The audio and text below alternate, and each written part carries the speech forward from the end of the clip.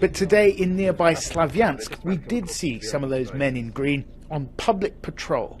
These people are very different from the pro-Russian demonstrators. It's clear they have a high level of military training, they're heavily armed and disciplined.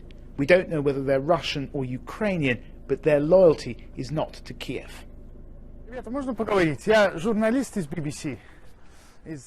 They were not keen to be filmed, but after some fraught negotiation, some did agree to speak to me in private.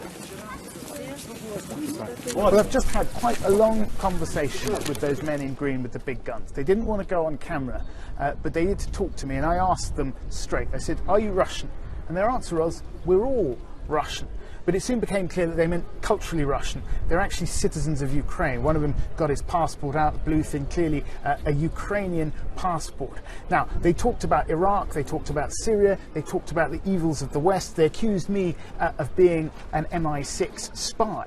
But then they asked me, "Are you an Orthodox Christian?" I said, "No, I grew up in an Anglican tradition." To which one of them responded, "Ah, well, you must be a pederast then." Their concerns were partly political, but partly cultural. They felt threatened by what they saw as the culture of the West.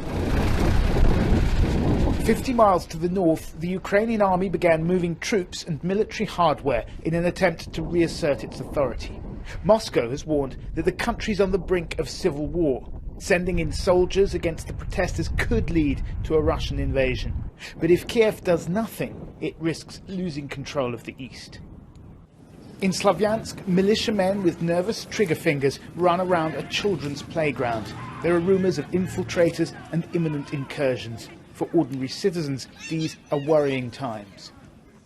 I don't know what to do, I don't know what's going on, Lena told me. The masked armed men, she added, were clearly not from round here. As night falls over the Kramatorsk military base, the standoff continues. This woman is berating one of her fellow protesters for trying to climb over the wall into the base. But moments later, gunfire rings out as two men make their way towards the Ukrainian soldiers. They're warning shots, no one was hurt. But some of the bravado here looks like it might be fueled by alcohol. This is a dangerous moment for Ukraine. Mistakes could have terrible consequences.